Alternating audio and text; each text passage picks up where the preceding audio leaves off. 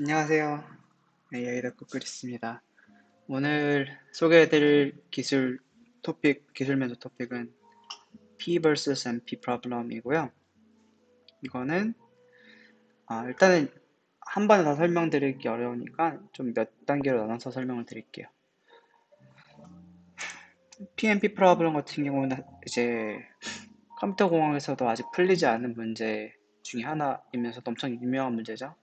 밀리언 달러가 걸려있는 문제기도 하고요. 그래서 이 문제 P랑 NP 프로블럼을 나누는 기준에 대해서 좀 직관적으로 이해해 보도록 하겠습니다. 옛날에 컴퓨터가 이제 발명이 되고 나서 컴퓨터로 여러 가지 일을 할 수 있게 됐잖아요. 사람들이 이제 컴퓨터 연산을 어느 정도 쓰는지를 좀 이제 관심을 갖기 시작한 거죠. 그러면서 이제 컴퓨터 여러 가지 문제들을 해결할 수 있는데 이 문제들이 얼마나 어려운지 얼마나 쉬운지를 분류하는 기준이 좀 필요했어요. 그래서 보시면은 이제 우리가 느린 알고리즘도 있고 빠른 알고리즘이 있는데 예를 들어 정렬 같은 알고리즘 같은 경우는 우리가 삽입 정렬, 버블 정렬 이런 것들 그리고 퀵소트 이런 게 월스트 케이스가 뭐죠? 월스트 케이스가 O of n 스퀘어죠. n의 제곱이 이제 타임 컴플렉시티가 가장 안 좋은 경우고 물론 이제 머지 소트를 쓰면 O of n 로그 n이 되긴 하지만 어쨌든 간에 폴리노미얼 타임에 해결된다고 하는 거는 뭐냐면은 어떤 이제 n이라는 변수가 주어지면은 이거에 몇 제곱이든 좋으니까 n의 뭐 3제곱, 5제곱 상관없으니까 다항식의 형태로 시간 복잡도가 정리가 될 수 있으면 이거를 이제 다항 시간 안에 풀 수 있는 문제라고 보는 거죠. 그러니까 정렬 같은 경우는 이제 빠른 문제에 속해요. 그러니까 문제가 알고리즘이 그러니까 해당 문제를 풀 수 있는 알고리즘도 여러 개 있을 텐데 그 중에서 이제 다항 시간 알고리즘이 있으면 적어도 하나 있으면 그거는 쉬운 문제를 보는 거예요. 수도쿠 같은 경우에는 어떻게 되냐면은 일단은 이제 우리가 P랑 NP를 구분할 때 두 가지 기준점이 있어요. 첫 번째는 다항 시간 안에 풀 수 있냐. 두 번째는 다항 시간 안에 정답인지 아닌지 체크할 수 있냐. 두 가지를 기준으로 봐요. 수도쿠 같은 경우는 수도쿠 정답 안이 나왔을 때 이게 맞는 건지 아닌 건지 다 체크를 하면 다 알 수 있잖아요. 그러니까 수도쿠는 다항 시간 내에 정답인지 아닌지 구분할 수는 있지만 다항 시간 내에 풀 수는 없어요.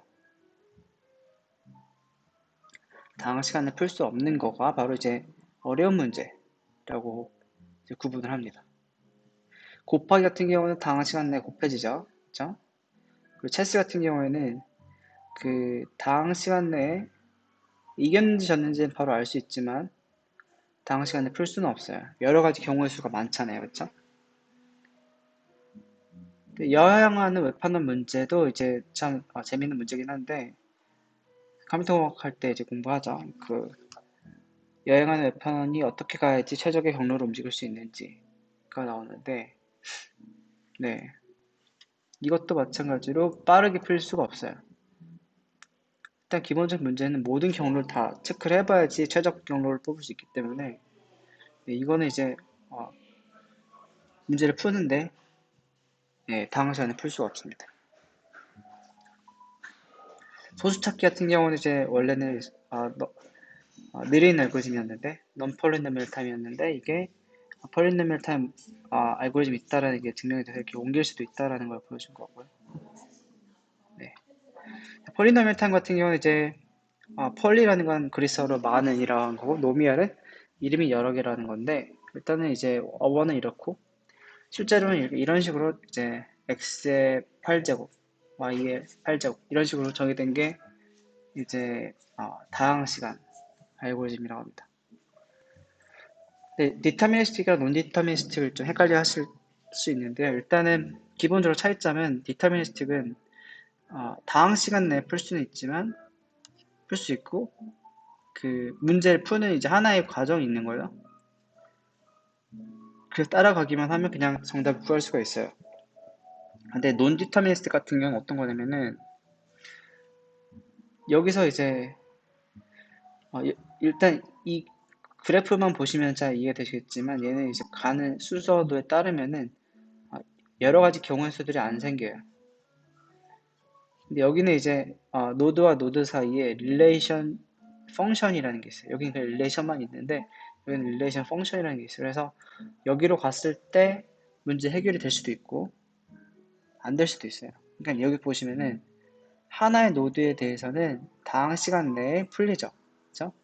근데 이거를 동시에 여러 개를 다 돌려봐야지만 이제 알 수가 있죠. 그래서 보면은 NP 프로블럼 같은 경우에는 그 무한한 컴퓨터가 있어서 이걸 병렬로 다 돌리면은 폴리노미얼 타임 안에 해결을 할 수 있어요.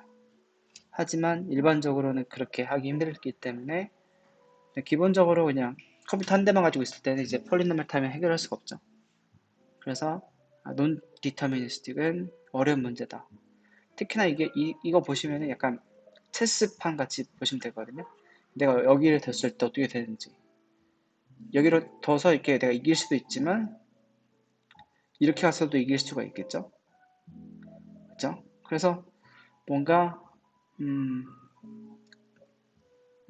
이런 식으로 노드와 노드 사이에 릴레이션 펑션이 생기는 거가 논디터미스틱이고 이거 같은 경우에는 병렬로 여러 가지 연산을 많이 해봐야 된다. 바둑도 마찬가지죠. 그렇죠? 그래서 네.